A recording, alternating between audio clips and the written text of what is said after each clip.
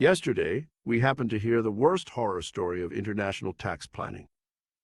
A taxpayer, a few years ago, decided to relocate abroad and inquired on the internet on the necessary requirements. He becomes aware of the 183 days rule, that in order not to be considered tax resident in a country for a given year, he must change his tax residence in the foreign country within the first 183 days of that year. Otherwise, according to the worldwide income principle, it will pay taxes on everything earned anywhere in the world, even to the first country. So, a large month in advance, he decides to move to the foreign country.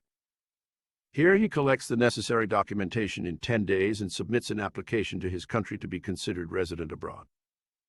What he doesn't know is that the application is not enough, and the application approval is required. The first country did not answer his application for another 2 weeks. Without warning, after 2 weeks that country reply, only a few days before the deadline, to tell him that the entire application was rejected because he had not filled in the line of the application regarding the post office box. So he would have to resubmit the whole application.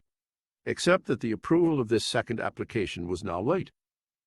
The taxpayer, after the second application approval, pretended nothing had happened, except that years later he discovered that in the first country there were debts and penalties against him for unpaid taxes, calculated on the earnings of that year, for over 240,000 euros, and that the omitted declaration of income for that year had even been considered a crime, and now a huge debt awaited him in the first country and a trial that could have seen him end up in prison for 4 years.